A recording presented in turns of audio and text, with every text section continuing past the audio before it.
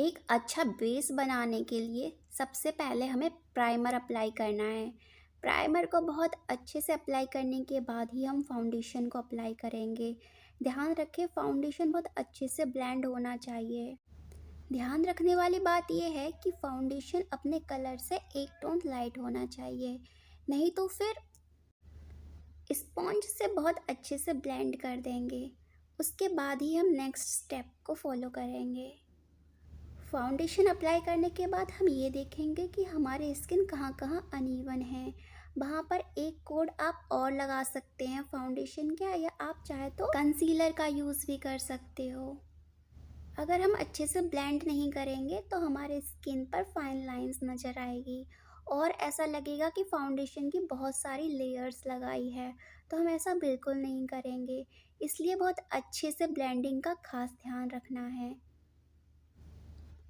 उसके बाद बारी आती है कॉम्पैक्ट पाउडर या फिर लूज़ पाउडर की। इससे हमारा फाउंडेशन कीकी लगना बंद हो जाता है और ये फाउंडेशन को बहुत अच्छे से होल्ड भी कर लेता है। ध्यान रखें कि लूज़ पाउडर को आँखों के आसपास बहुत अच्छे से सेट होने देना है। फिर 1-2 मिनट बाद इसको ब्रश से डस्ट आउट कर लेंगे। अगर आँखों के नीचे डार्क सर्कल्स है तो उसको कंसीलर की हेल्प से छुपा देंगे और बहुत अच्छे से डैप डैप करके इसको कवर कर देंगे। ब्लेंडिंग का खास ध्यान रखना है।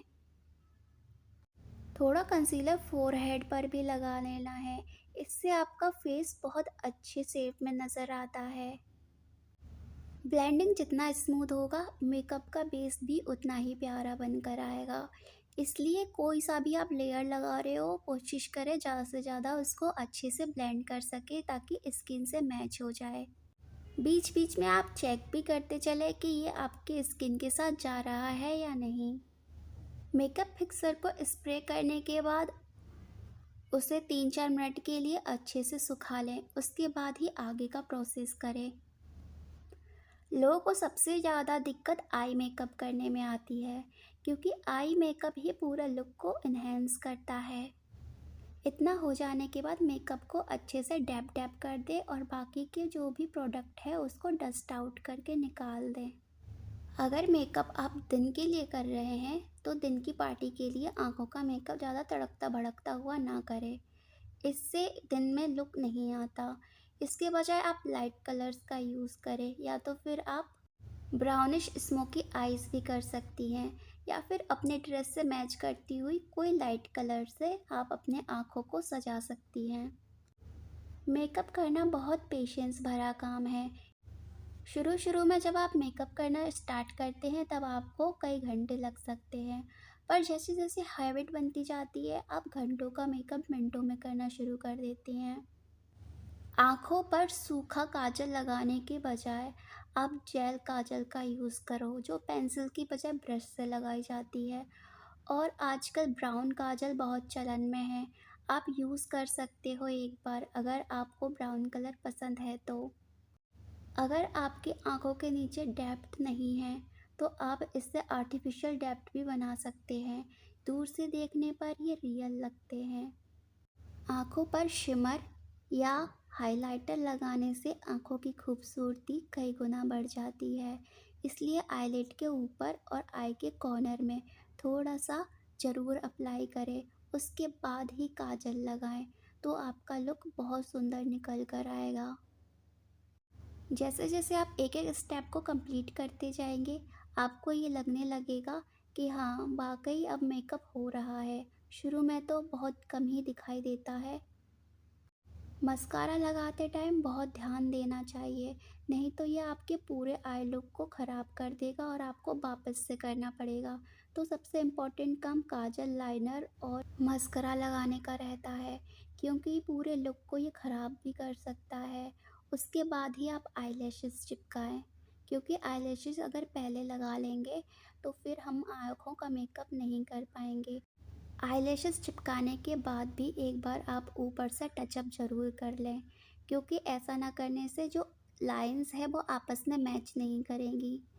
यहाँ मैं आईलैशेस लाइंस की बात कर रही हूँ, जो कि मस्कारा के लाइन से मिलाने की हो रही है।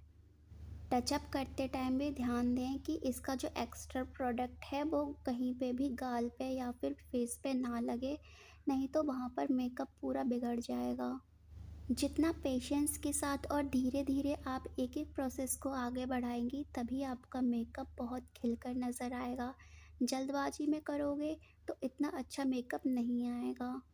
आई मेकअप डन होने के बाद अगर आपको ग्लिटर पसंद है तो ये लिक्विड वाला ग्लिटर आप अप्लाई कर सकते हैं, नहीं तो आप इसको स्किप भी कर सकते हैं, ये आपकी पर्सनल चॉइस है।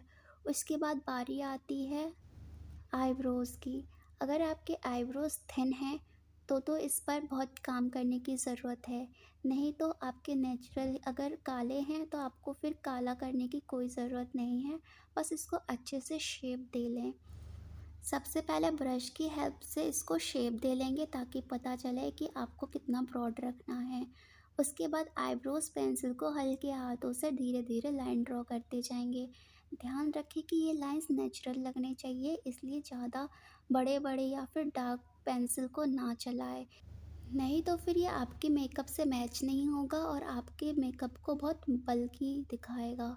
इसलिए इस चीज़ का ध्यान रखें कि आप कहीं ओवर उसको ना फिल कर दें। इसके बाद बारी आती है कॉन्टोरिंग की।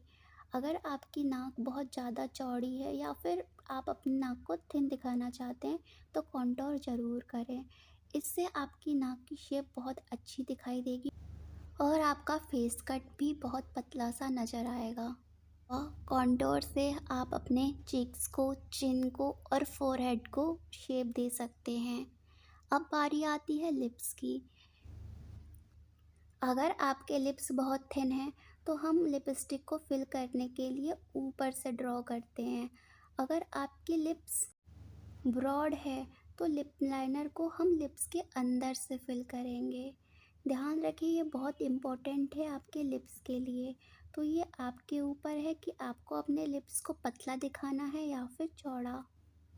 हम ये मेकअप दिन के पार्टी के लिए कर रहे हैं, इसलिए हम अपने लिप्स को भी न्यूड ही रखेंगे ताकि ये हमारे लुक के साथ बहुत अच्छे से चला जाए और ओवर भी ना लगे।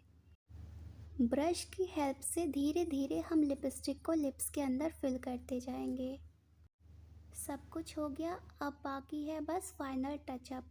तो आपको अब जो भी थोड़ा बहुत टचअप करना का रहेगा वो आप कर लीजिए।